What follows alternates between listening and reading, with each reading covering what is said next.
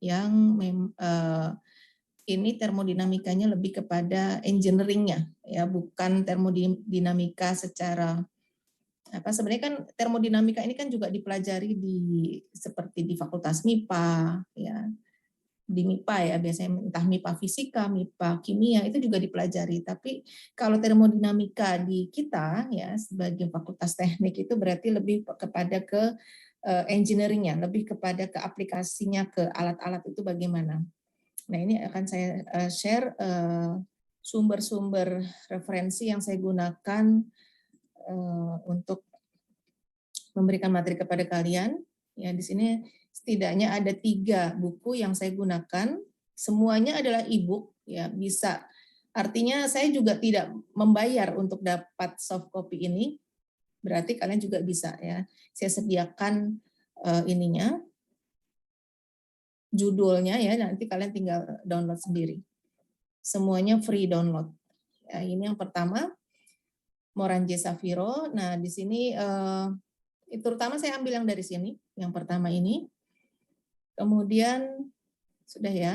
Kemudian di yang kedua ini saya ambil dari Chemical Engineering Thermodynamic, ya, terutama untuk bahasan nanti tentang heat effect. Oke, baby. Berarti kan sudah masuk ya, bisa chat di sini berarti sudah masuk, sudah benar, sudah di jalan yang benar. Nah, jadi ini yang kedua, saya ambil memang dari buku termodinamikanya teknik kimia, ya, terutama untuk masalah latent heat dan sensible heat. Kalau latent heat itu kemarin yang saya sudah sampaikan, latent heat adalah panas yang tidak memberikan efek, tidak terlihat dari kenaikan temperatur, tapi yang terlihat adalah perubahan fasa. Ya, jadi waktu di SMA yang ketika kita ketemu grafik yang ini ya, yang naik, datar, naik. Nah, latent heat itu berada di area yang datar itu. Fase ketika dari cair menjadi uap. Suhunya kan tetap di 100 derajat Celcius, tapi yang terjadi adalah perubahan fasa. Jadi heatnya ada, tapi tidak terlihat dari perubahan suhu. Suhunya tetap 100 derajat Celcius, tapi terlihat dari perubahan fasanya, dari cair menjadi gas. Nah, itu ada area latent heat. Kalau sensible heat itu adalah panas yang terlihat dari apa? Dari parameter suhunya. Suhunya naik terus, itu berarti ada panas yang diterima. Itu sensible heat. Nah, ini tentang itu akan saya ambil di buku ini. Ya, kemudian yang ketiga, bukunya Jane Vidal, Thermodynamics, ya, Application in Chemical Engineering and Petroleum Industry. Ya, di sini jadi terlihat ya bahwa kenapa saya tadi ambil dari bukunya teknik kimia, karena memang sebenarnya di termodinamika inilah ada overlapping yang cukup kental antara bidang teknik kimia dengan teknik perminyakan. Ya. Nah, ini ada beberapa topik juga di phase behavior, ya, perilaku fasa yang akan saya ambil dari buku Jane Vidal. Ya, ini yang juga menunjukkan bahwa ada keterkaitan ya teknik termodinamika secara teoretiknya di bidang teknik kimia maupun di perminyakan. Oke, ini 3 buku yang secara umum akan saya gunakan selama memberikan materi di kelas termodinamika.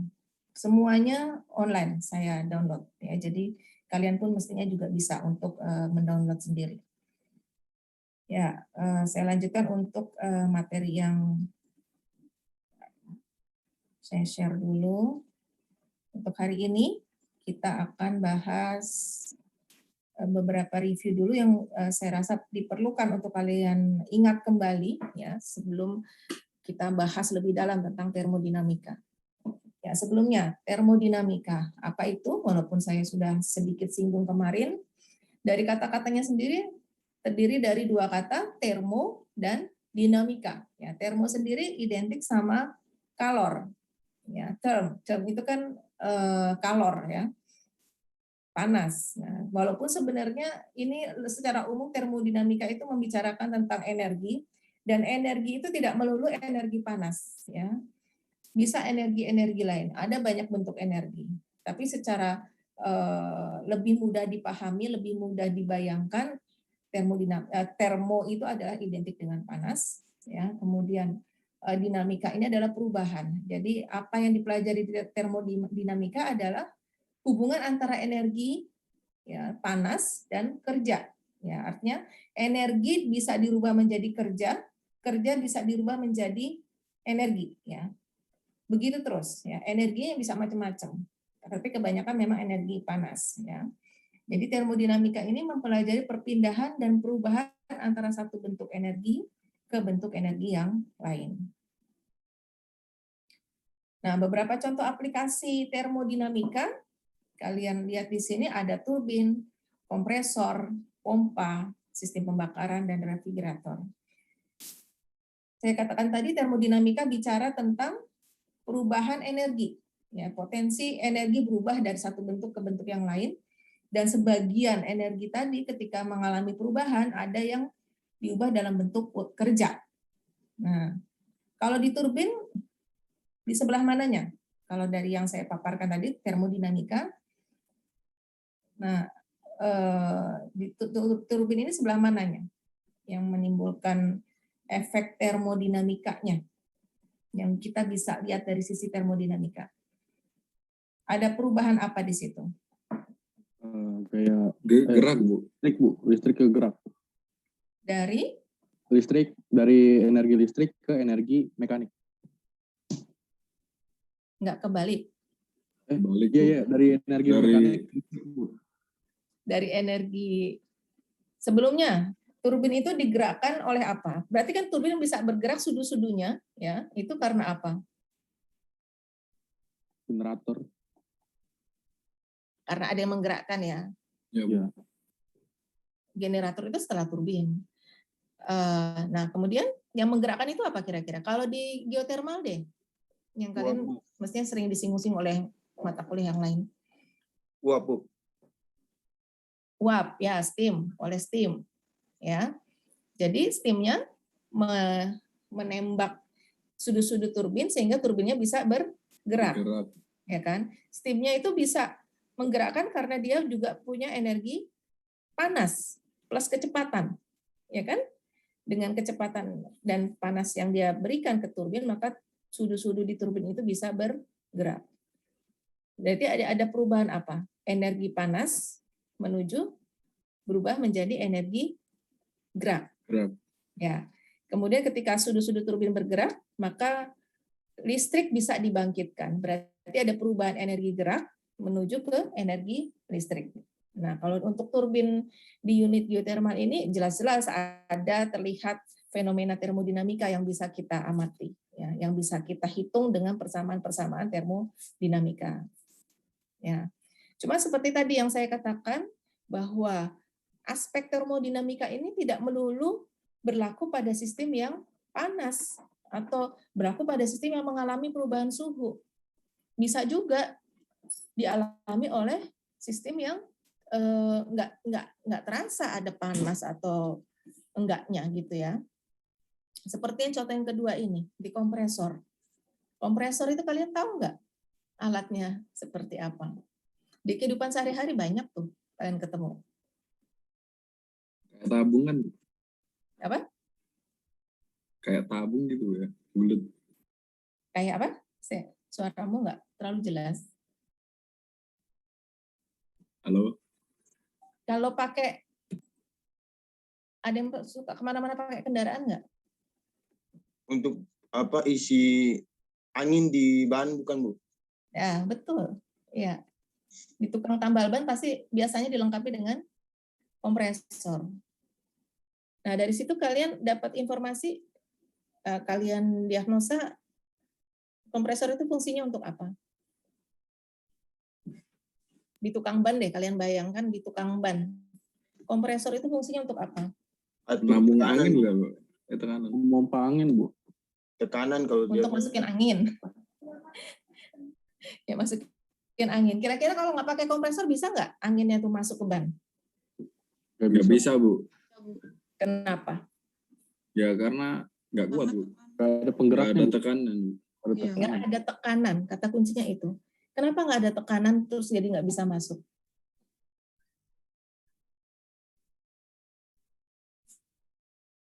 Karena tekanan udara di dalam ban Lebih besar. besar daripada tekanan di luar. Jadi kalau kita nggak tekan balik dengan tekanan yang lebih tinggi, udara nggak bisa masuk ke dalam bannya. Sehingga perlu alat supaya bisa memberikan efek udaranya itu bertekanan dan bisa masuk ke dalam ban. Jadi kesimpulannya apa? Kompresor itu alat untuk apa? Menambah tekanan. Ya, untuk menaikkan tekanan. Ya, untuk menaikkan tekanan, terutama ini berlaku untuk gas. Jadi kompresor itu alat yang digunakan hanya untuk gas. Ya, dia untuk menambah tekanan. Ada fungsi panas nggak di sini? Ada terlibat panas nggak di sini? Tidak ada, Bu. Nggak ada. Kalian kalau nambal ban, bannya jadi panas nggak? Atau jadi tambah dingin nggak? Pernah meraba bannya ketika di kompresor? Gak pernah, Bu. Kurang kerjaan ya. Nggak ada efek panas. Tapi ternyata dia jadi contoh aplikasi termodinamika. Ya. Karena apa? Karena tadi saya katakan termodinamika walaupun kata-katanya ada termo, ya, tapi ini bicara tentang perubahan energi. Ya. Selagi ada perubahan energi yang terjadi, maka itu bisa dihitung dengan persamaan termodinamika. Di kompresor tidak ada panas memang, Q-nya sama dengan 0 itu, ya Q, Q itu kalor ya. Tapi apa? Ada terjadi perubahan tekanan, ada terjadi perubahan kecepatan. Nah, itu adalah besaran-besaran kecepatan, tekanan, itu adalah besaran-besaran yang memberikan efek energi, ya perubahan energi. Nah, selagi itu terjadi, maka persamaan-persamaan termodinamika juga bisa diberlakukan di alat yang namanya kompresor. Gitu ya. Sekarang kalau pompa itu untuk apa? Menambah tekanan ban. Itu kompresor, menambah tekanan. Lebih tepatnya alat yang di tukang ban itu kompresor ya. Pompa ini, pompa air, Bu. Nah, kalau pompa yang tadi ada jawab, siapa tadi jawab menambah tekanan ban itu pompa ini ya manual yang digenjot. Iya, Bu, yang digenjot, Bu. Iya. Pompa sepeda, Bu. Alat sederhana dari kompresor sebenarnya. Efeknya sama, menambah tekanan udara di dalam piston di pompanya. Itu kan ada piston tuh.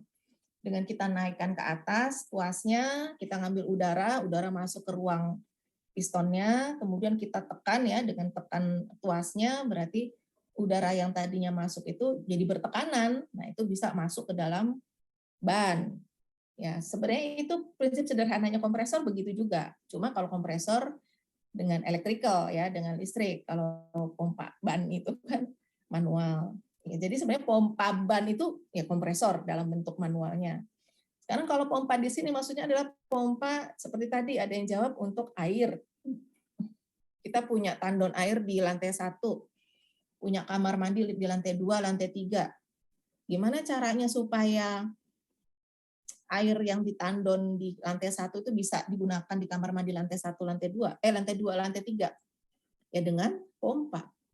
Nah, kalau pompa artinya dia bisa masuk bisa mengantarkan air sampai lantai 2, lantai 3, berarti dia akan menambahkan tekanan di air. Dia bisa bertekanan supaya bisa naik ke atas. Kalau tidak punya tekanan dia tidak akan bisa naik.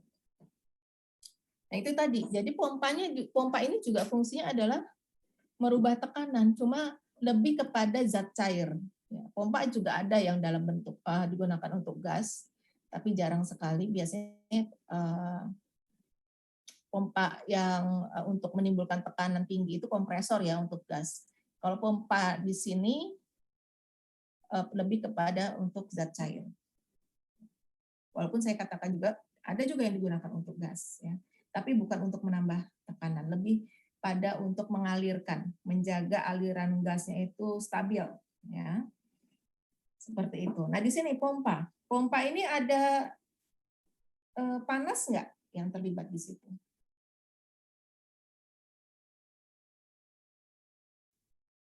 Ada, Bu.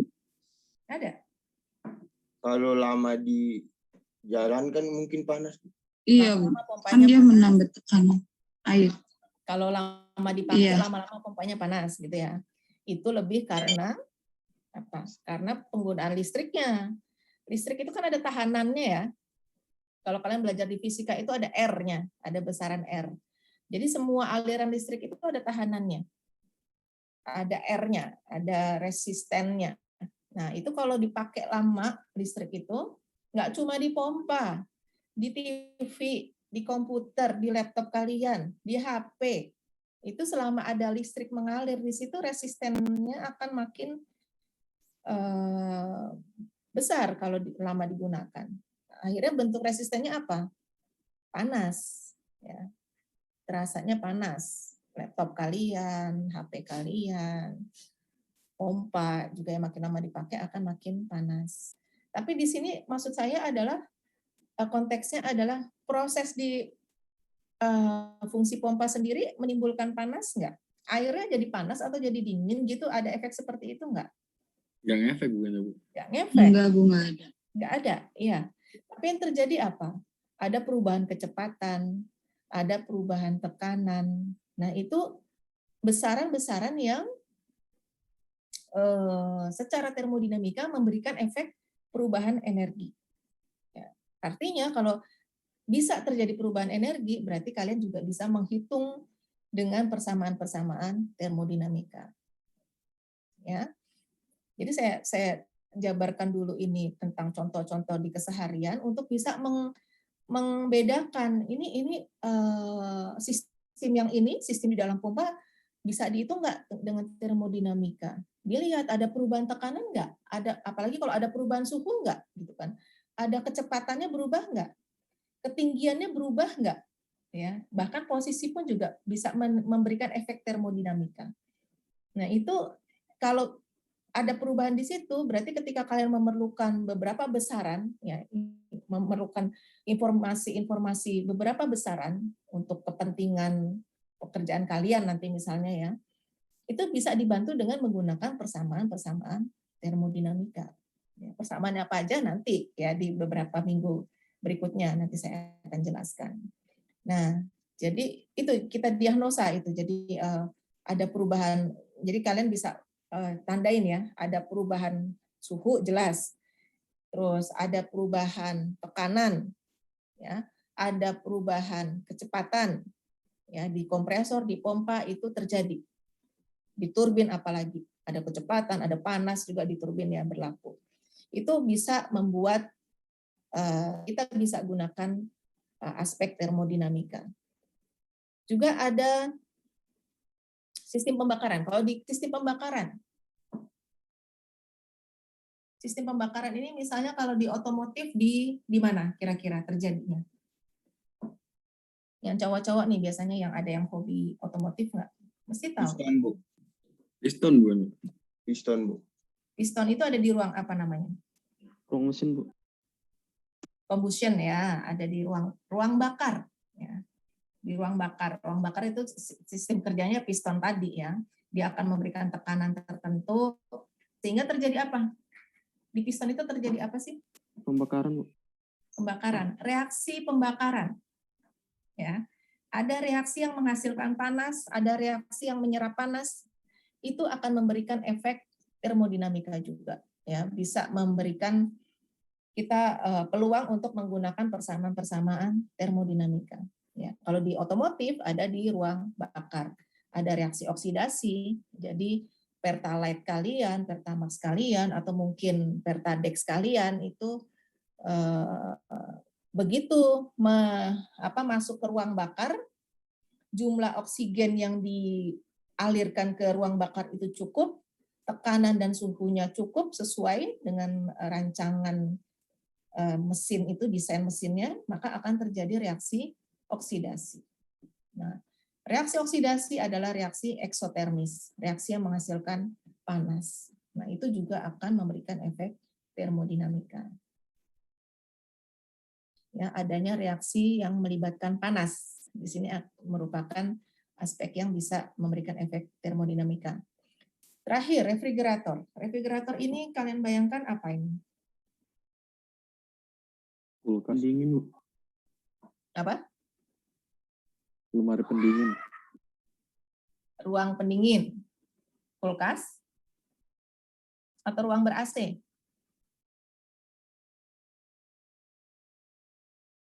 Kulkas. Ya, di kulkas. Kulkasnya bukan yang di freezer ya. Yang bawah itu. Karena bebannya lebih beda dengan yang di freezer.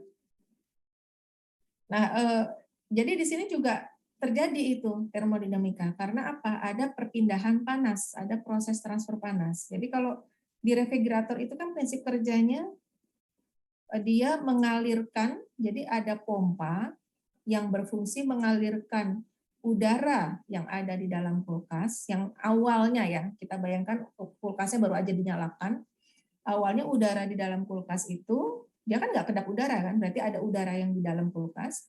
Nah, udaranya itu dialirkan menuju sistem pendinginan di dalam kulkas yang mengandung freon. Freon ini adalah zat yang sangat mudah transfer panasnya terhadap udara. Ya, jadi dia dengan cepat bisa mendinginkan udara. Ketika udara kemudian berhasil didinginkan, maka pompa kemudian mengalirkannya lagi ke dalam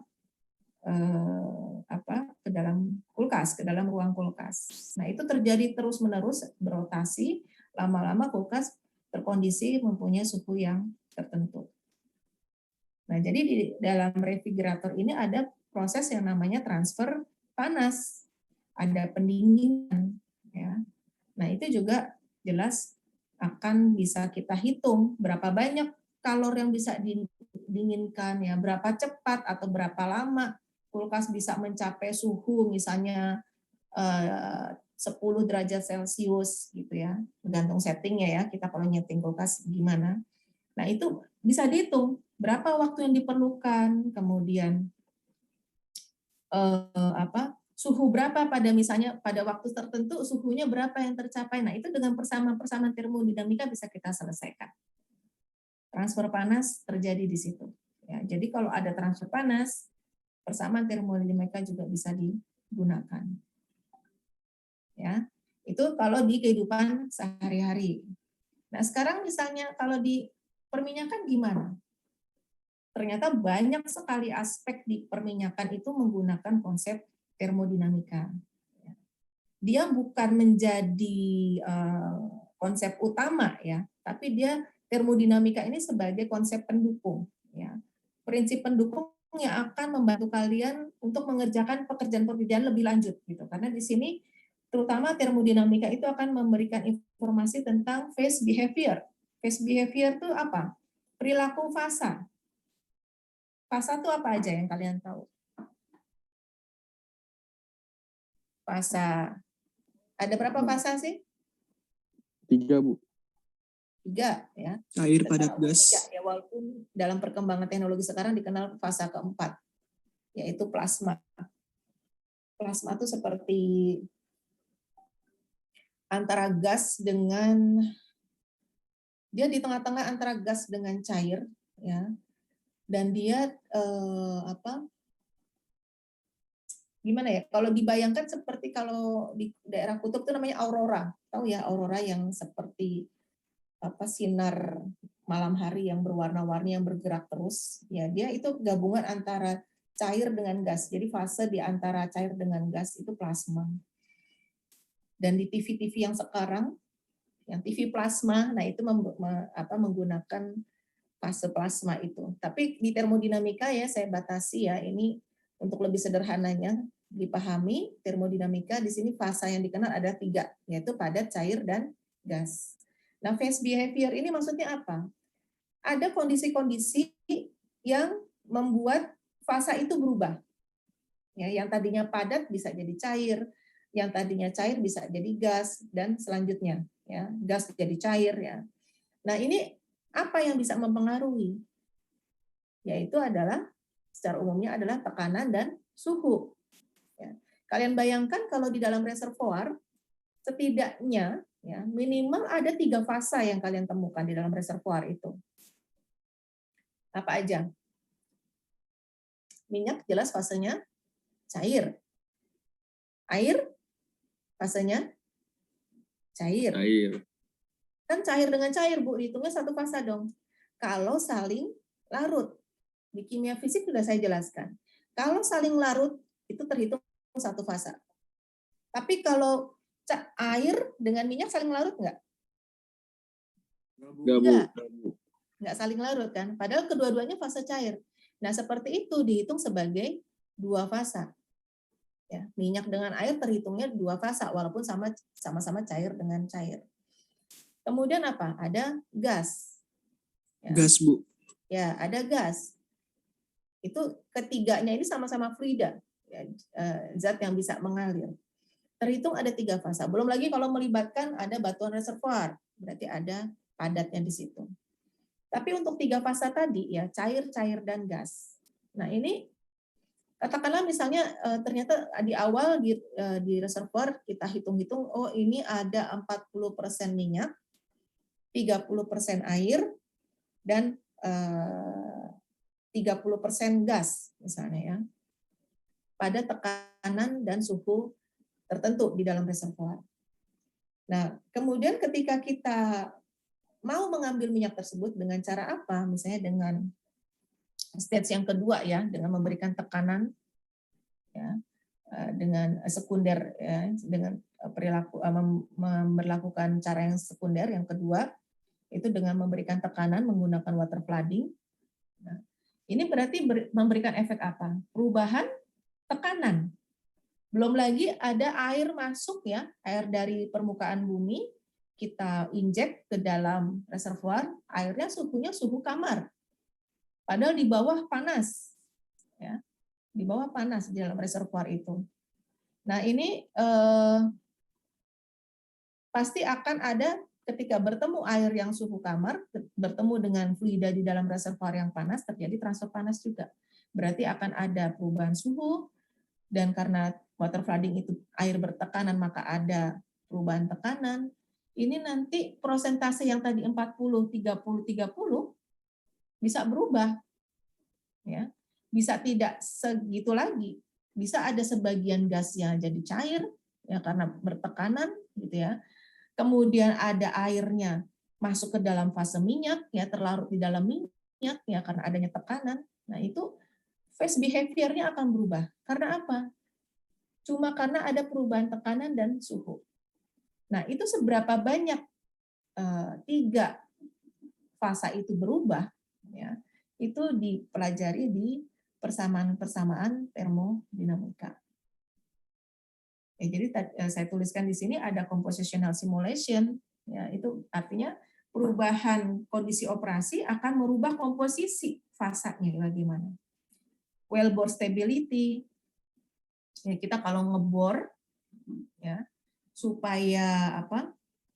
Supaya dinding lubang bornya itu tidak runtuh, maka biasanya diberikan casing. Casing itu seperti semen kan, sebenarnya kita kasih semen ya, supaya apa? Menjaga tidak runtuh dinding bornya.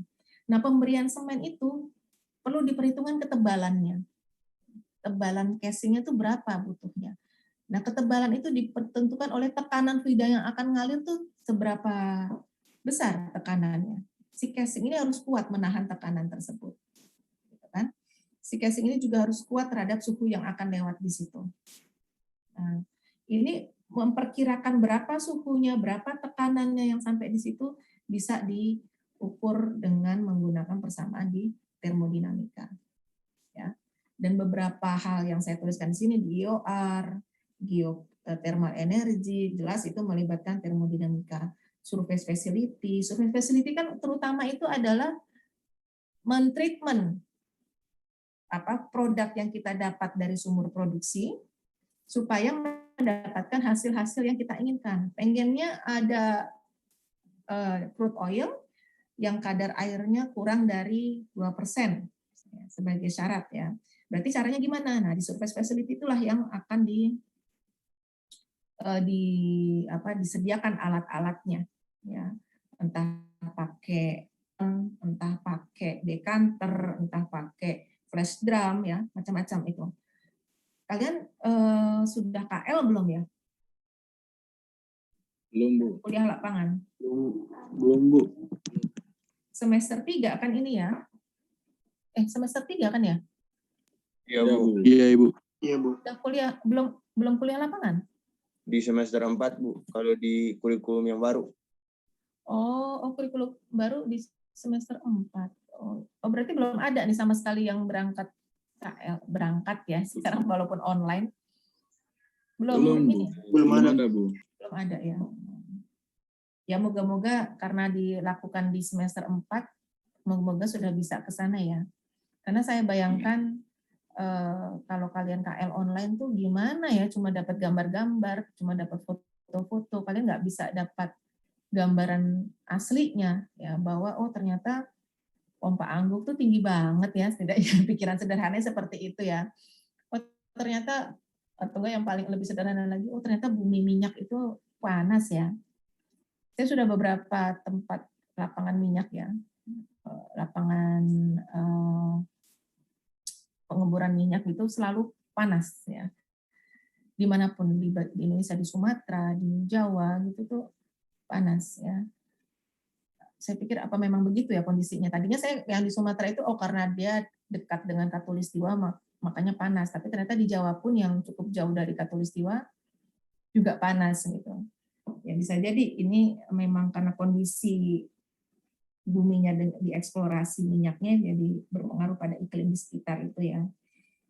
Nah itu jadi kalau di KL nanti terlihat surface facility-nya bagaimana. Ada cuma sekedar kolam ya, jadi crude oil dan campurannya itu dialirkan begitu aja ke kolam, dibiarkan begitu saja. Dia terpisah ya karena dasarnya air sama minyak kan nggak nyampur ya, didiamkan aja, dia akan terpisah.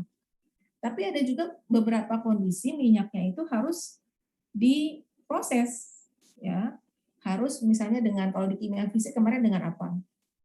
Dengan alat-alat demulsifier ya. Apa tuh? Pemecah emulsi. Misalnya dengan cara electrical, dengan cara mekanis gitu ya, macam-macam. Nah, itu di cepu, biasanya kita ajak ke cepu ya, itu akan terlihat oh seperti ini toh bentuknya. Ya. Ya moga-moga aja nanti di semester 4 kalian bisa lihat langsung ke lapangan. Nah, di alat-alat yang saya sebutkan tadi, ya, selagi ada variabel-variabel yang berubah, seperti yang tadi saya katakan, entah kecepatannya, tekanannya, suhunya, apalagi ya, maka itu bisa terlihat bahwa ini aspek termodinamikanya bisa digunakan. Ya, jadi ini beberapa bidang di perminyakan yang membutuhkan persamaan termodinamika untuk dapat menyelesaikan masalah-masalah yang ada di dalamnya. Ya, jadi kenapa saya katakan di awal untuk memberikan gambaran kepada kalian bahwa ini perlu diketahui ya, mata kuliah ini perlu memang kalian pahami supaya nanti kalian juga akan lebih mudah untuk mempelajari bidang-bidang yang lain di perminyakan. Ya, saya beri gambaran ini loh hal-hal yang nyenggol-nyenggol termodinamika. Ya, seperti itu. Oke. Nah, sebelum lebih lanjut lagi, saya juga perlu mereview beberapa istilah kimia fisik yang saya yakin kalian sudah pernah dengar semuanya ini ya di sini ya. Pertama tentang sifat ekstensif, sifat intensif. Masih ingat nggak?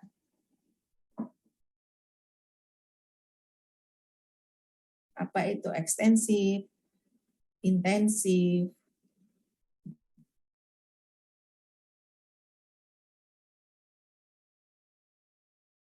Masih ingat?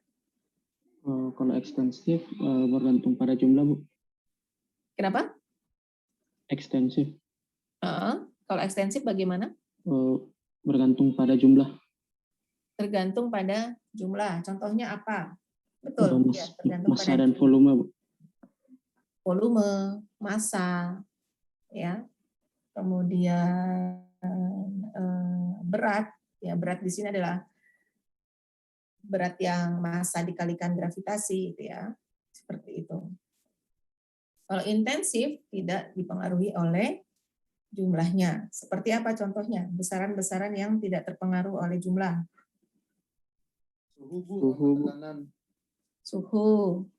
densitas, viskositas, mau jumlahnya banyak atau tidak, densitas air, mau segelas air, mau seember air, densitasnya tetap 1 gram per cc, ya kan? Atau misalnya berat molekul, ya, bahwa H2O itu 18, mau di mana saja, mau suhu berapa saja, bukan suhu berapa aja, jumlahnya ya, mau jumlahnya berapapun H2O itu berat molekulnya adalah 18. Itu adalah sifat intensif dari air. Ya. Kemudian kalau fasa, tadi yang saya katakan fasa itu ada 3 yang akan kita libatkan di sini di termodinamika, walaupun sekarang dalam perkembangannya sebenarnya ada fasa keempat yang namanya plasma tadi ya. Tapi kita bicara tentang fasa cair, padat, cair, dan gas. Kemudian zat murni ya, yang tidak tercampur, kesetimbangan atau kondisi setimbang. Nanti mungkin akan di textbook itu kalian temukan kata-kata yang namanya steady state. Ya, steady state itu adalah kondisi setimbang di mana sistem yang kita mau hitung, di dalam sistem yang mau kita hitung itu dianggap sudah tidak ada lagi perubahan massa, tidak ada lagi perubahan energi. Ya, karena dianggap sistemnya sudah steady state ya, steady state. Nah, kenapa bisa demikian? Tidak ada lagi perubahan massa karena sistem steady state itu mengkondisikan massa yang masuk sama dengan massa yang keluar. Sehingga kondisi di dalam itu tetap karena masuk sama dengan keluar, masuk sama dengan keluar, dan itu terjadi terus-menerus, gitu ya. Dan kondisi ini biasa digunakan untuk mempermudah perhitungan. Karena biasanya di realitanya kondisi steady state ini sulit sekali untuk tercapai. Ya, untuk beberapa sistem sulit sekali tercapai. Tapi untuk menyederhanakan perhitungan dianggap kondisi steady state. Gitu ya. Itu kesetimbangan. Energinya juga demikian. Energi yang masuk, panas yang masuk itu sama dengan panas yang keluar. Ya. Itu juga tercapai kalau kondisinya seimbang. Idealnya seperti itu. Ya, proses kesetimbangan sesaat, proses kesetimbangan aktual itu juga demikian. Ya, setimbang tadi biasanya sempat terjadi tapi sesaat. Ya, dalam realitanya bisa seperti itu. Kalau proses reversible, proses irreversible, proses yang dapat balik dan proses yang tidak dapat balik. Bisa ada yang berikan contoh? Reversible, irreversible.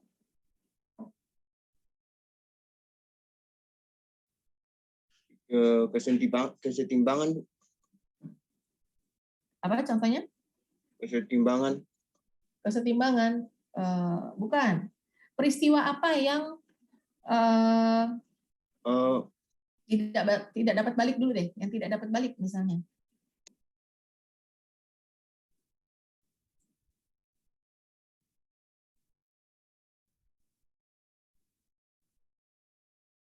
Kalau fenomena mencair, itu proses reversible atau irreversible? Reversible, Bu. Kenapa? Karena bisa kembali ke wujud sebelumnya. Berubah jadi apa? Jadi es, Bu. Jadi Padat. es, jadi padat ya, jadi padat. Es itu kan identik sama air ya. Mencair kan nggak cuma ngomongin air. Mencair itu bisa juga besi pun bisa mencair, ya kan?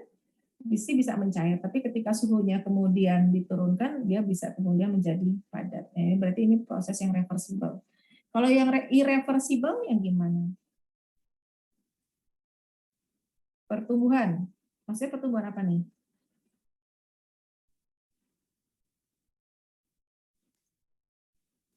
Pembakaran, Bu. Itu Pertumbuhan makhluk hidup. Ya, dia nggak bisa nyusut lagi. Bisa, seperti itu. Kemudian tadi pembakaran. Pembakaran gimana? Kenapa pembakaran nggak bisa balik? kalau pohon dibakar tidak bisa kembali lagi ke wujud sebelumnya, Bu. Ya, jadi kalau kayu dibakar jadi Ya, kayu arang. dibakar. Nah, arangnya nggak bisa kita kembalikan lagi menjadi kayu kan? Itu adalah berarti melibatkan proses yang irreversible. Atau kalau kalian misalnya Masih juga, Bu. kalau kalian misalnya ada yang sekarang ada tol sih ya, ada tol Cipali itu yang membuat kalian lebih milih tol daripada sebenarnya kalau saya bosen ya di dalam tol terus gitu ya, membosankan apalagi kalau yang nyetir ya bisa resiko ngantuk. Kalau kalian lewat Pantura di area Indramayu, gitu ya, bukan di dalam tolnya ya, di jalan jalur Panturanya itu nanti pasti kalau kalian terus di lewat Panturanya terus akan melewati lapangan minyaknya Pertamina yang tempo hari sempat terbakar besar itu. Ya. Nah itu kalau saya seringkali lewat situ malam-malam, nah itu ada cerobong, ya ada cerobong yang cukup tinggi. Nah keluar dari situ ada apinya terus menerus. Ya. Itu adalah cara biasanya perusahaan minyak untuk membuang gas. Kok dibuang? Karena jumlahnya sedikit. Jadi kalau mau dikumpulkan fasilitas yang disediakan itu akan lebih mahal daripada nilai jual si gasnya itu. Ya. Padahal gas itu terus keluar bersama dengan produksi minyaknya. Nah, kalau kondisinya demikian, ada gas, tapi jumlahnya sedikit, tidak ekonomis kalau mau dijual, karena biaya penyimpanannya lebih mahal daripada hasil penjualannya, maka lebih baik perusahaan minyak biasanya lebih baik udah dibuang aja. Kalau dibuang begitu saja, itu bahaya bagi warga sekitarnya, karena ini adalah gas metan. Metan, propan, butan ya. Metan, etan, propan, butan biasanya seperti itu kan. Nah, ini kalau terus-menerus tiap hari warga sekitar itu terpapar gas itu berbahaya. Pertama dia memang eksplosif ya, mudah inflammable ya. Jadi mudah terbakar. Kedua, kalau terus-menerus memberikan efek bagi kesehatan. Jadi caranya gimana? Dibakar. Nah, jadi kalau di lapangan minyak kalian melihat ada cerobong yang keluar api terus-menerus, itu adalah cara perusahaan minyak untuk membuang gas yang tidak ekonomis. Ya udah lebih baik dibakar. Nah, hasil pembakaran gimana ya? Udah hasil pembakaran apa? Kalau hidrokarbon dibakar jadinya apa?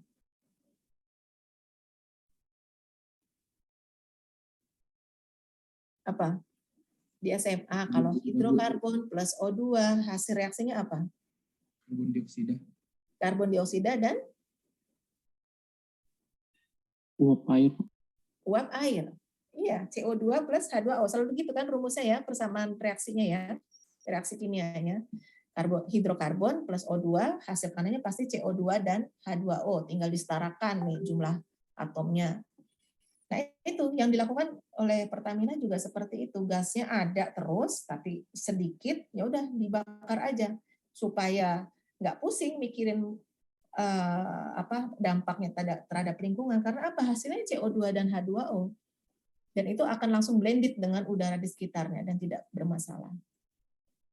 Ya ini proses yang irreversible sudah. Kalau sudah jadi CO2 dan H2O, apakah dia bisa balik menjadi metan, etan, propan, butan tadi? Ya nggak bisa, ya, susah, ya nggak bisa. Ya, bisa dianggap tidak bisa terjadi lagi itu menjadi gas-gas produksi dari lapangan minyak ya. Nah, ini salah satu contoh dari proses irreversible. Ya, ini beberapa istilah yang nanti akan juga digunakan ya, beberapa kali diperlukan dipahami. Saya lanjutkan lagi. Nah, ini tentang kemudian besaran dan satuan yang digunakan dalam termodinamika. Ini beberapa mungkin saya perlu review juga ya, walaupun ini hal yang umum ya, tentang massa, panjang, waktu, dan gaya. Yang jelas kita biasa gunakan adalah satuan internasional. Ya ini kan ada satuan internasional.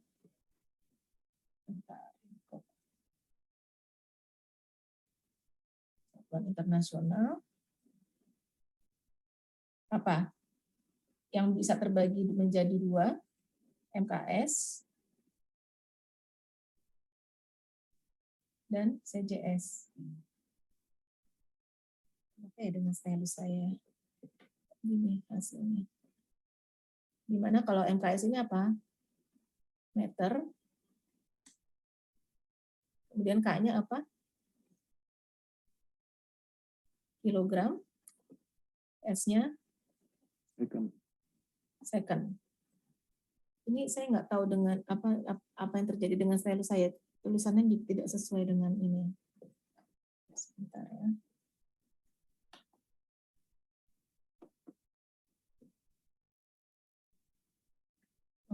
Sebentar. Kemudian kalau yang CGS apa? Untuk panjang sentimeter. Kemudian ini gram untuk berat.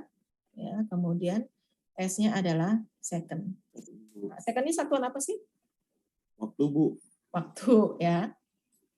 Notasinya jangan salah dengan suhu ya. Kalau waktu itu notasinya T kecil.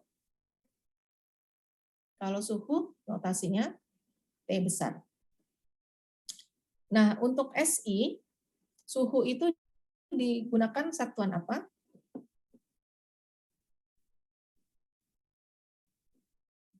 Celsius, Bu. Kelvin, ya. Kita pakainya di suhu mutlaknya, ya. Kelvin.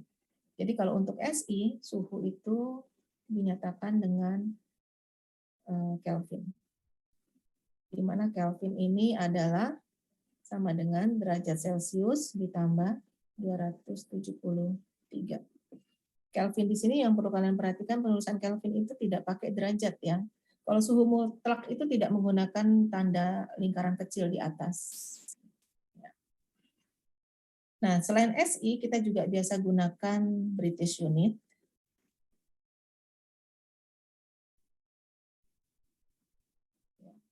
Di mana di sini untuk length, untuk panjang, kita gunakan satuan apa?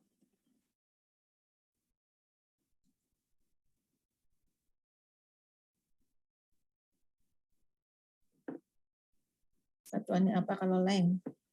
Meter, Bu. British unit. Bu. Feet. Oh, Ya. Kemudian kalau mesh, masa apa pakainya? Ons. pound. Pound. Ya, walaupun ditulisnya LB ya. Kalau time-nya pakai apa? Second, Bu. Second, tetap second. Tetap detik ya. Suhunya? Ingat pakai mutlaknya apa? Fahrenheit. Mutlaknya. Suhu mutlaknya. Kelvin. Kak, Bu. Kelvin. Kak. Bukan. Celsius. Bukan. Tebak-tebakan. Rankine. Rankine ya. Di mana Rankine ini kita dapat dari nilai derajat Fahrenheit ditambah 460. Ya. Nah, di sini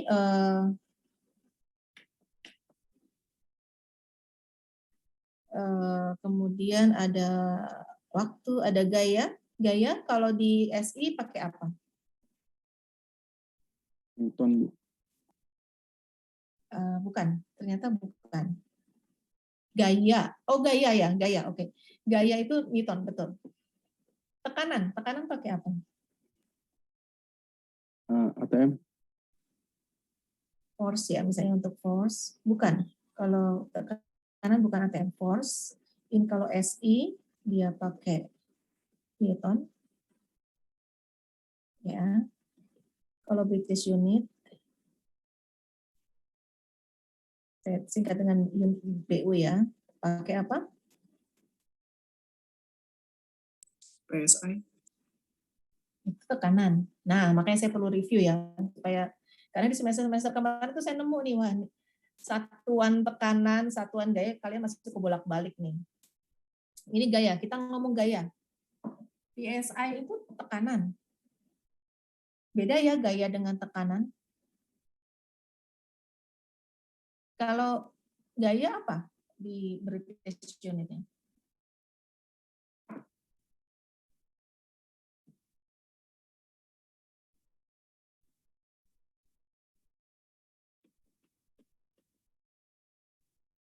pound force. LBF, ya, pound force. Kalau tekanan, pressure, ingat ini adalah F per A. Berarti kita sesuaikan. Kalau di SI-nya apa? Ternyata bukan atmosfer. Kita familiar dengan atmosfer ya, tapi di SI ternyata adalah Newton F per A per meter persegi. Kalau di BU-nya, ingat F per A berarti L pound force ya, per inch, ya, square inch. Di mana ini kita tahu sebagai PSI. Karena PSI itu singkatan dari pound force per square inch. Itu PSI singkatannya.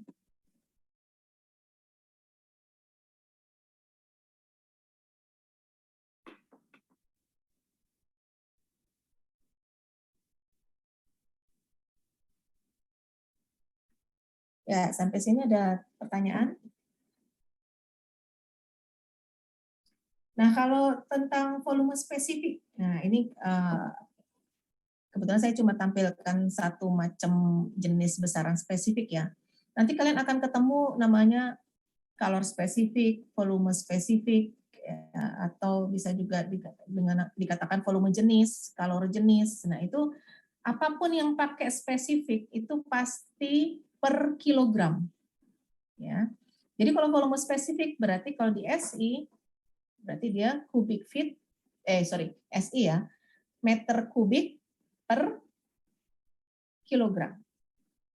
Kalau British unit berarti cubic feet, ya, feet pangkat 3 atau CUFT tulisannya ya, cubic feet per per pound, gitu. Seperti itu ya. Jadi kalau di ini saya tuliskan nih. Ini di volume spesifik, ini bisa meter kubik per kilogram. Atau bisa juga, apa tadi kalau di British unit? Feet cubic per pound. Nah, kubik feet per apa? Pound. Per pound. Ini kalau volume spesifik. Jadi nanti misalnya ada panas jenis atau misalnya massa jenis itu per kilogram ya. Enggak, kalau massa jenis, massa per volume. Spesifik volume, kalau yang pakai spesifik ya berarti. Kalor jenis itu per kilogram juga. Per massa, bukan per kilogram aja, bisa per pound ya kalau satuannya British unit. Oke, jadi ini temperatur sudah, proses adiabatik, proses isotermal, itu nanti akan dibahas di bab-bab selanjutnya. Cuma, by the way, masih ingat adiabatik itu apa?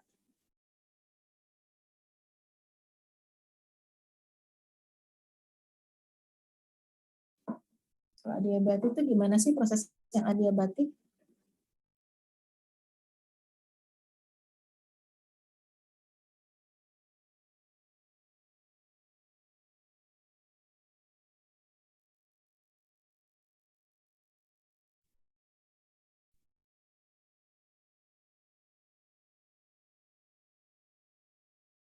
Mungkin kalau siapa?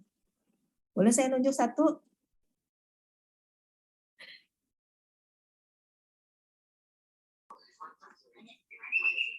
Ada temannya yang sudah ingat duluan? Adiabatik yang gimana sih?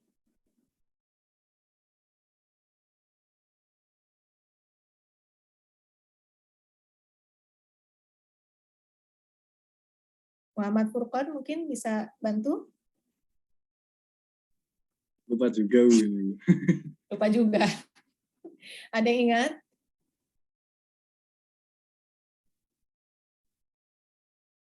Mungkin siapa nih? Saya sambil ngapalin juga. Siapa?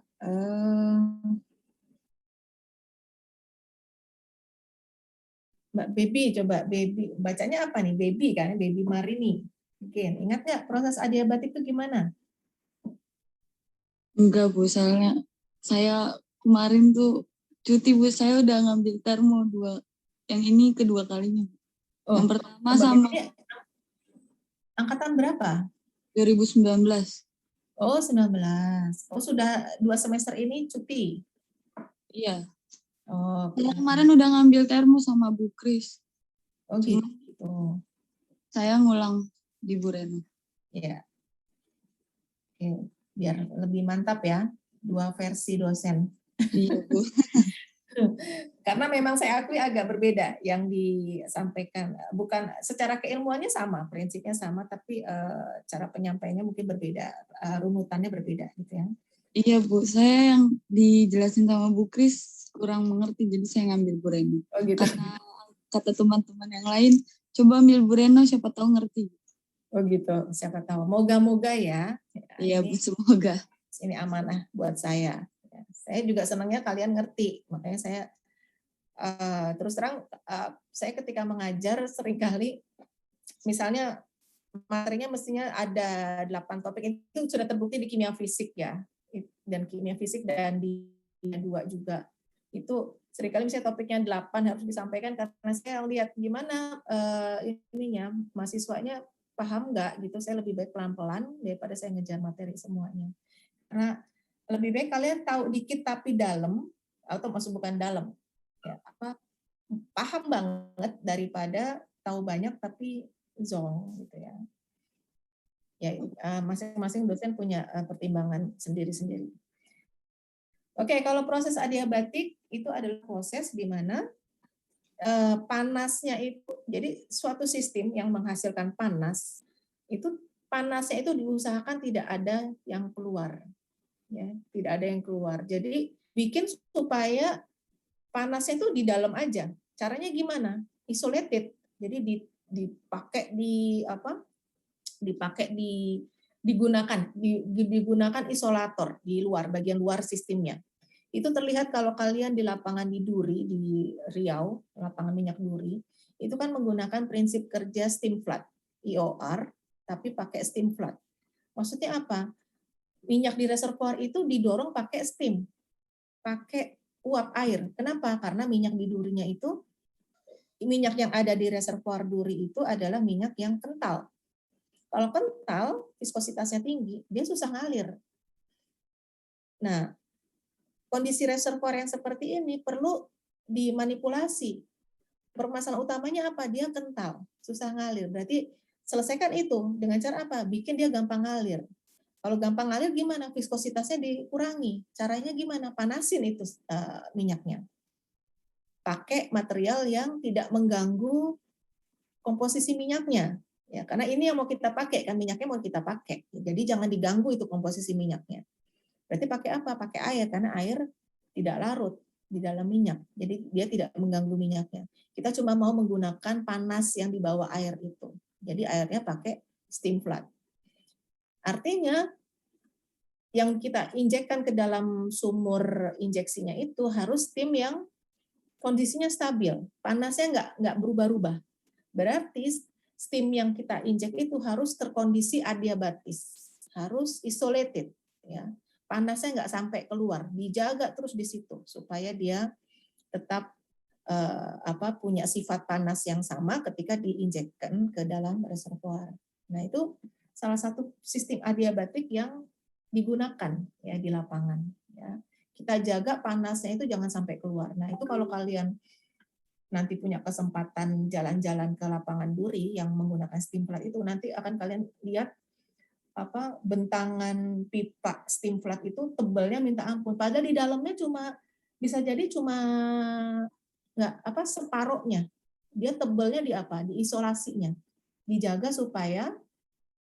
panas steamnya itu nggak kebuang, karena untuk membangkitkan steamnya sendiri mahal ya. Jadi digunakan cara supaya panasnya tetap segitu. Dengan cara apa? Bikin dia adiabatis supaya panasnya tidak keluar kemana-mana, diisolasi. Gitu ya. Jadi dengan apa? Dengan kalau kasat mata sih saya lihat ada bagian sempat terkelupas ya. Karena biasanya kemudian habis isolasi di luarnya dikasih coating lagi. Biasanya pakai aluminium. Nah, aluminiumnya ini yang sering dicuri oleh warga sekitar ya. Nah, itu yang PR dan waktu itu Chevron itu ya, saya bisa cerita begini karena saya sempat agak lama tinggal di Duri. Nah, itu yang sering terjadi di lapangan adalah pencurian lapisan aluminiumnya. Karena nilai jual aluminium tinggi di pasar gelap. Jadi warga-warga sekitar itu mencuri lapisan aluminiumnya itu ya untuk dijual. Nah, jadi beberapa spot itu terlihat pipanya itu telah terlihat isolatornya aja. Jadi seperti styrofoam ya, karena kita tahu styrofoam itu isolator yang cukup baik ya untuk menjaga panas supaya tidak keluar. Jadi yang biasanya dikerahkan untuk mencuri justru sedikit cerita ya, yang biasa dikerahkan untuk mencuri di lapangan itu justru eda-eda. Eda-eda itu istilah emak-emak orang Sumatera Utara. Jadi di Duri itu banyak ini ya, banyak suku di sana.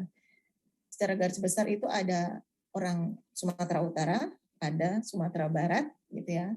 Mayoritas itu dua itu. Sebagian orang Jawa, sebagian orang Cina, ya, dan lain sebagainya. Nah, ini yang biasanya di lapangan itu mencuri itu yang ternyata dikerahkan adalah eda-eda. Kenapa? Karena biasanya kemudian patroli 3 ya dengan emak-emak gitu ya. Itulah pencurinya di situ gitu. Ya, itu entah sekarang gimana ya. Saya terakhir di sana itu tahun 2004 ya. Moga-moga sekarang Chevron udah nggak di sana ya, sekarang dipegang oleh Pertamina. Ya, mungkin kondisinya sudah berubah. Oke, sedikit intermezzo. Nah, ini skala untuk besaran suhu ya, kita lihat perbandingannya. Kalau di Celcius 0 derajat Celcius, di Fahrenheit ini 32 derajat Fahrenheit.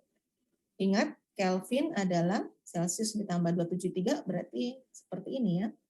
0 ditambah 273 berarti kalau diibaratkan menggunakan termometer dengan bentuk yang sama, maka Kelvin terbacanya ya 273 gitu ya, ketika suhunya 0 derajat Celcius ya. Khususnya kalau air mendidih 100 derajat Celcius berarti di Fahrenheit 212 derajat Fahrenheit ya, sedangkan Kelvin 373 Kelvin.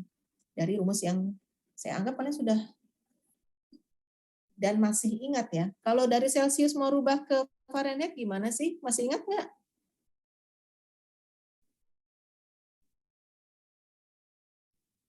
Gimana kalau dari Celcius mau merubah ke Fahrenheit? Derajat Celcius Plus dikali berapa?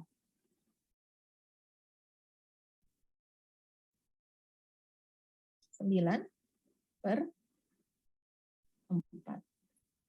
Harus ditambah 32, Bu. ya, tambah 32. Gitu kan? Kalau dari Celcius mau ke Rankine berarti gimana?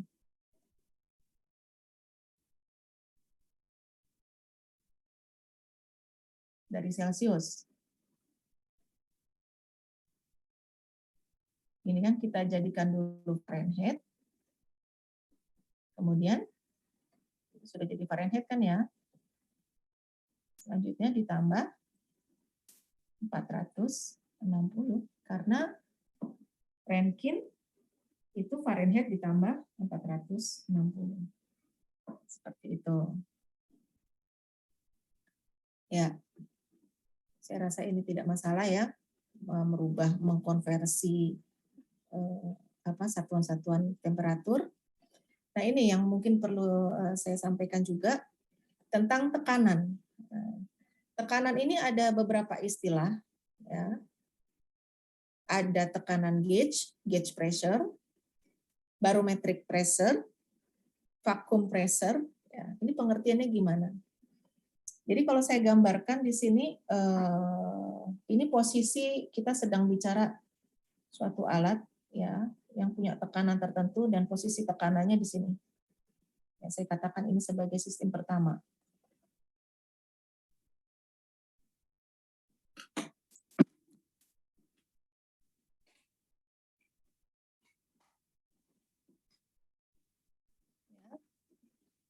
Sistem pertama. Nah, ketika dia punya tekanan sebesar tekanan 1, P1, maka ini dikatakan sebagai tekanan absolutnya. Ya. Jadi kalau kita menggunakan alat ukur dan terbaca bahwa di sistem 1, sistem itu gimana sih maksudnya, Bu? Jadi misalnya kita punya suatu alat di dalam tangki, ya, suatu alat tangki, dan kita mengamati tekanan tangkinya itu berapa, kita gunakan manometer lah atau barometer gitu. Kalau barometer itu biasanya untuk mengukur udara sekitar. Kalau untuk mengukur tekanan suatu alat biasanya pakai manometer. Nah, ternyata kita gunakan manometer di alat tersebut, terbaca tekanannya tertentu, besarannya adalah P1. Nah, ini adalah yang namanya tekanan absolut. Ya. Tekanan absolut adalah tekanan yang saya tekankan di sini. Tekanan absolut adalah besaran tekanan yang kita dapatkan dari perhitungan-perhitungan secara teoritik yang menggunakan persamaan-persamaan tekanan. Itu adalah besaran absolut, ya, besaran tekanan absolut. Nah, ada lagi namanya tekanan atmosferik. Tekanan atmosferik itu apa? Dia adalah tekanan yang menggambarkan besaran tekanan udara di sekitar. Beda dengan tekanan udara di dalam alat. Jadi di sekitar alat tersebut tekanan udaranya berapa? Itu adalah tekanan atmosferik. Sekarang sedangkan tentang gauge pressure, tekanan gauge, ya, ini adalah selisih antara tekanan absolut. Jadi di sini tekanan gauge ini adalah P1 dikurangi P atmosferik. Gitu ya. Jadi ini merupakan selisih antara tekanan absolut dengan tekanan atmosferik. Kalau tekanan vakum ini bicara ketika sistemnya itu besarannya lebih kecil daripada tekanan atmosferik. Ini ada alat yang lain. Saya katakan ini adalah sistem kedua. Ada tangki yang lain, ternyata pembacaan manometernya tekanannya lebih kecil dari tekanan atmosferik. Secara umum tekanan atmosferik itu berapa sih? Tekanan udara itu biasanya berapa? 1 atmosfer. Itulah tekanan atmosferik. Kalau ada suatu alat yang tekanannya lebih tinggi dari tekanan atmosferik, maka kita akan dapatkan nilai gauge pressure. Ya.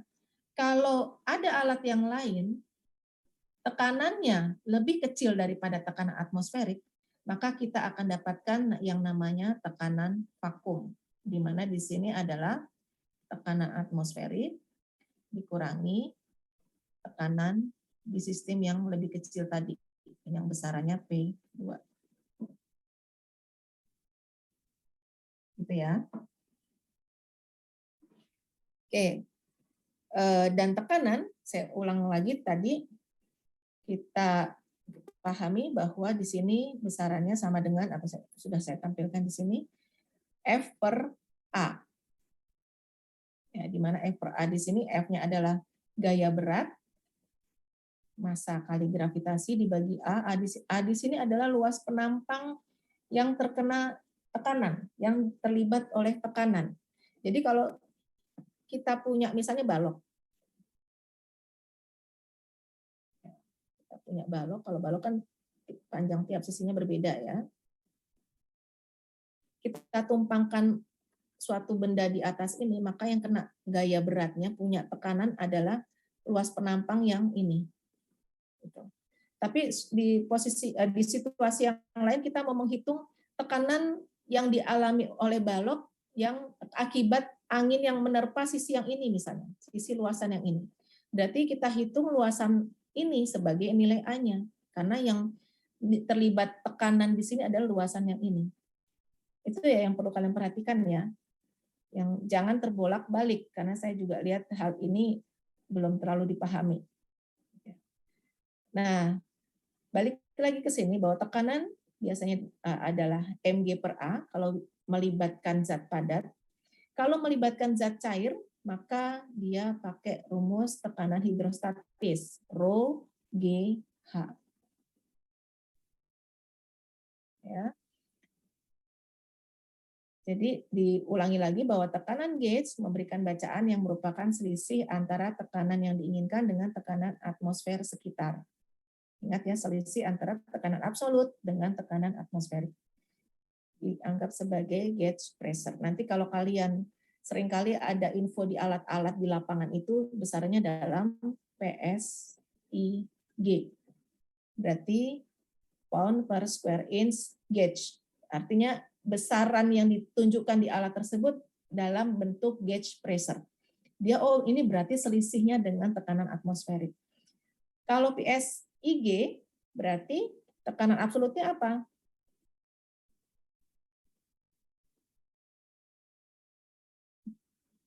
PSIG, ingat ini adalah selisih ya, gauge pressure ditambah dengan tekanan atmosferik. Kalau dalam PSI berapa? 14,7. Itu ya. Jadi tekanan absolut di dalam British unit adalah PSIG ditambah 14,7.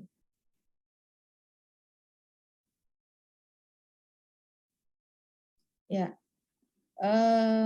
Contoh. Tampilkan di sini. Pengukur bobot mati dengan piston berdiameter 1 cm digunakan untuk mengukur tekanan dengan sangat akurat. Pada waktu yang sama, pada suatu waktu, sebuah massa beratnya 6,14 kg dalam keadaan setimbang. Jika diketahui gravitasi lokalnya 9,82 meter per second kuadrat, berapakah tekanan gauge yang terukur? Kemudian juga ditanya tekanan absolutnya ketika tekanan barometrik adalah 748 torricelli. Oke, informasi apa yang didapat dari ini? Diketahuinya apa aja?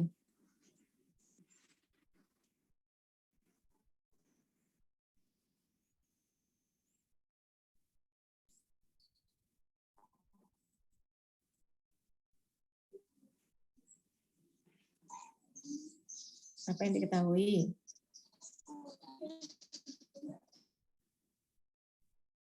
Diameter, Bu. Diameter. Oke. Jadi kita ketahui diameter 1 cm tadi ya. Kemudian apa? Masanya 6,14 kg.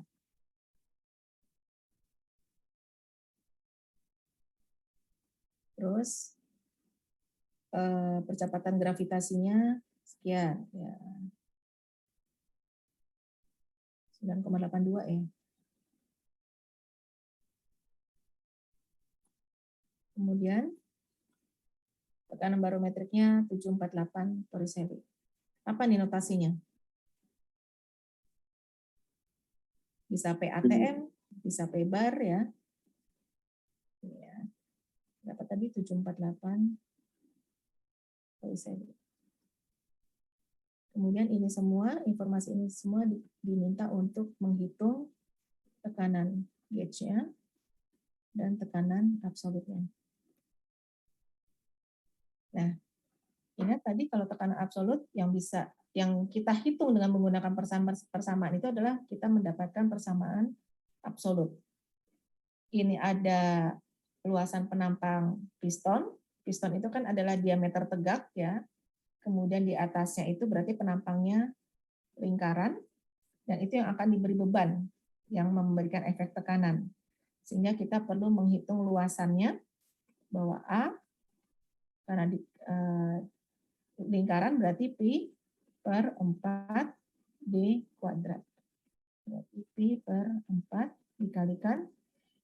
Ingat di sini lihat satuan. Lagi-lagi kalian harus konsisten dengan satuan kilogram, meter, second. Oh ini MKS nih. Larikan ke MKS semua. Berarti ini sentimeter kalian rubah menjadi apa MKS-nya? 0,01. Meter kan, jadi 1/100. Senti dijadikan meter kan dibagi 100, dikuadratkan. Maka tadi tekanan yang secara teoritik berarti absolut, ini sama dengan F per A. Di mana F di sini adalah massa dikalikan persamaan gravitasi dibagi A. Apa nih? Ya. Nah, kemudian berarti sama dengan massanya berapa? Sudah sesuai dengan MKS dikalikan 9,82 dibagi pi per 4 kali 0,01 ya kuadrat, ya, dihitung berapa. Ini jadi sama dengan sekian ya. Satuannya apa nih? Kalau sudah sesuai dengan MKS semua berarti tekanannya juga harus sesuai dengan MKS. Tadi satuan tekanan di MKS apa?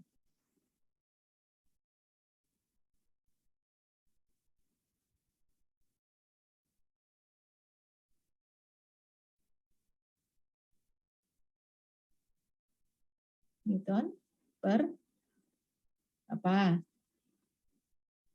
Newton per Meter kuadrat. ya meter kuadrat. Gitu kan?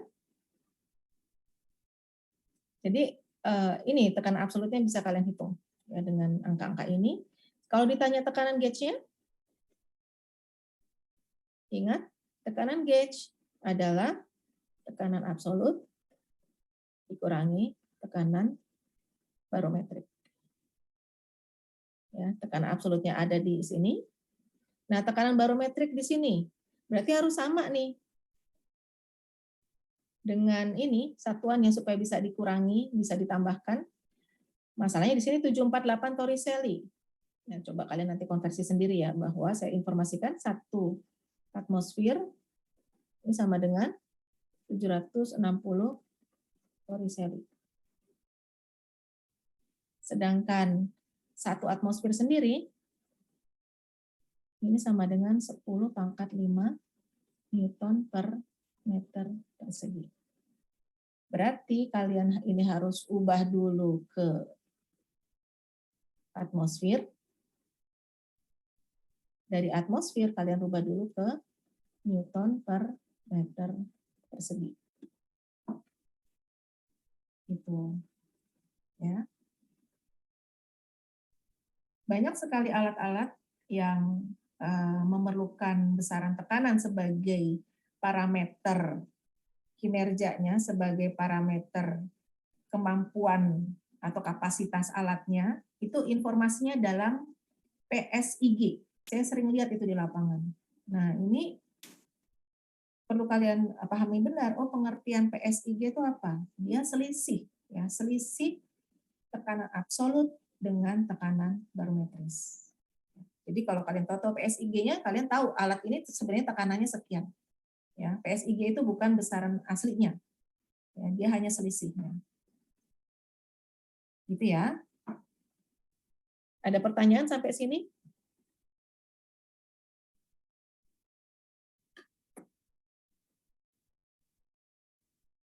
Kalau tidak ada, oh ya, saya tadi lupa saya sampaikan untuk di Termo ini saya, apalagi ini online ya, saya pengen memancing kalian untuk juga memang benar-benar memperhatikan, tidak cuma ngandalin kalau di kimia fisik kan kemarin saya share semua PowerPoint saya ya. Saya kira wah ini nanti malah jadi menggampangkan ya. Tapi bukan maksud saya mempersulit, tapi saya untuk memancing kalian perhatian pada materi yang diberikan. Jadi saya tidak akan share slide-slide saya. Jadi silakan kalian catat, silakan kalian screenshot, terserah ya. Gimana caranya lah. Ini teknologinya sudah cukup mudah ya. Jadi tapi yang jelas saya tidak akan share slide yang saya gunakan sebagai bahan perkuliahan ya. Kecuali memang ada bagian-bagian yang memang penting sekali untuk kalian punya, ya saya akan share itu. Oke, saya lanjutkan satu slide lagi. Ya, karena tadi mulainya juga jam 10 seperempat ya. Nah ini, ada contoh pembacaan manometer. Ya, pada suhu 300 Kelvin, ada manometer yang berisi merkuri, menunjukkan ketinggian 60,5 cm. Nah, ini jadi kalau manometer informasinya adalah tinggi, ya. Bukan langsung tekanan, tapi tingginya. Nah, kemudian percepatan gravitasinya adalah 9,784. Nah, diminta untuk menentukan kondisi seperti ini menunjukkan tekanan saat itu berapa. Ya, tekanan yang terbaca oleh manometer itu berapa. Jadi kalau manometer itu kecil sih sebenarnya alatnya ya. Secara sederhana saya gambarkan seperti ini. Ya, sebuah tabung kaca yang ada skala-skala di sininya ya. Dia berisi oleh cairan, biasanya merkuri karena dianggap sensitif terhadap suhu. Nah, ini kemudian ternyata informasi yang didapatkan ketinggian cairan ini ya, selisihnya dengan ini ketinggian cairan yang di kaki sebelahnya. Ini besarannya delta H adalah 60,5 cm. Kemudian diketahui G-nya 9,784 meter per second kuadrat. Ditanya, ininya berapa tekanannya? Ingat tadi, selain tekanan sama dengan F per A, untuk zat cair, maka kita berlakukan tekanan hidrostatis yang rumusnya Rho G H. Ya udah tinggal dimasukkan aja. Rho-nya ini 13,53 Rho ya. Dan G-nya 9,784. Perhatikan satuannya sudah MKS semua, jadi tidak perlu dikonversi ya. G-nya juga sudah MKS. Tinggal delta H-nya. Ini belum MKS kan? Masih CJS, masih sentimeter. Harus kita rubah menjadi MKS. Jadi 0,6. Ya, dari sini kalian akan bisa menentukan besaran tekanan yang terbaca. Satuannya apa?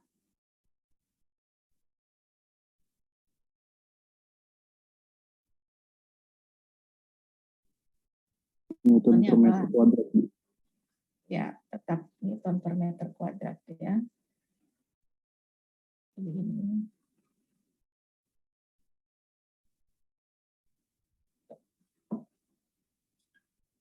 Ya, ini sampai tekanan.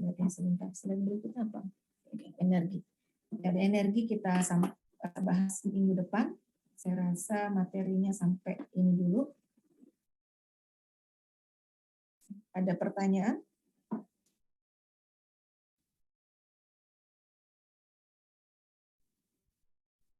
Ya,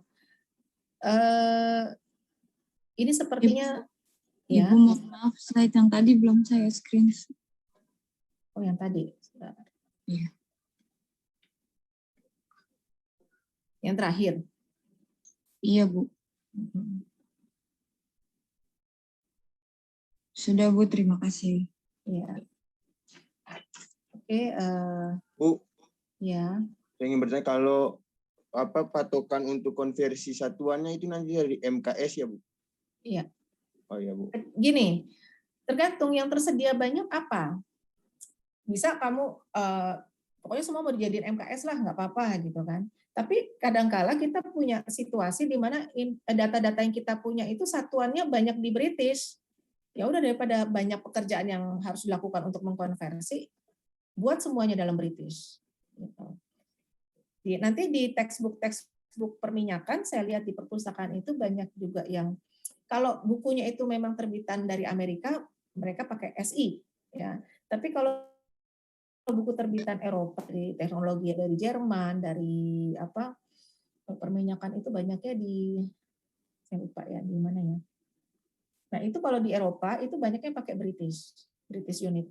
Nah jadi dalam perhitungannya biasanya nanti data yang disediakan juga British unit. Nah, makanya saya tadi review supaya kalian juga ingat lagi, recall lagi. Oh, dulu pernah nih di fisika kah, mungkin di kimia kah gitu ya, atau kimia fisik. Ternyata ada satuan model lain yang namanya British unit. Nah, ini supaya kalian nanti akan lebih lancar menggunakannya. Ya, tergantung yang banyak yang mana. Intinya supaya kalian pekerjaannya nggak repot lah. Mana yang banyak digunakan, yang banyak yang tersedia. Nah, yang tinggal yang belum sesuai itu aja, yang sisa-sisa dikit yang belum sesuai baru kalian konversi ke yang mayoritas tadi satuannya. Ya. Nah, kemudian yang mau saya sampaikan juga bahwa ini sepertinya saya sudah mulai aktif minggu depan ya. Kembali labnya sudah dibuka di kampus UI, jadi saya sepertinya akan aktif di lab kalau siang-siang begini. Jadi mulai minggu depan saya sudah sampaikan di kelas A bahwa perkuliahan akan saya adakan di malam hari ya, seperti yang saya sudah sosialisasikan minggu kemarin jam 7 waktu Indonesia Barat via Zoom dengan link yang nanti akan saya informasikan. Gitu ya. Jadi nanti digabung kelas A dengan kelas B, jadi kelas besar. Terus juga ini karena semester ini ya, moga-moga nggak berubah lagi ya, kita berubah terus ini sistemnya. Porsi tugas itu 50%, ya terus terang ini juga buat pihak dosen ini juga agak pusing, ini apa bentuk tugas yang bisa setara. Nah, kalau di saya sepertinya akan sering melakukan atau mengadakan kuis. Jadi tiap awal pertemuan saya akan adakan kuis. Bahannya apa? Bahan minggu sebelumnya, pertemuan sebelumnya. Jadi di kuliah besok minggu depan hari Senin jam 7 di awal pertemuan, jadi kalian jangan telat ya. Di awal pertemuan saya akan adakan kuis ya 10 sampai 15 menit yang topiknya tentang hal-hal yang saya sampaikan hari ini. Tentang intensif ekstensif, tekanan, konversi suhu dan lain sebagainya. Pokoknya yang apa saya sampaikan hari ini itu yang akan saya tanyakan di kuis minggu depan. Jadi mungkin perlu kalian persiapkan baik-baik ya. Dalam bentuk G-form. Ya, nanti saya kasih linknya, kalian silakan jawab. Kadang saya kasih PG, kadang saya kasih esai, bukan esai, tanya jawab singkat gitu ya, jawab singkat. Oke, seperti itu. Mungkin ada yang mau ditanyakan sebelum saya tutup forumnya.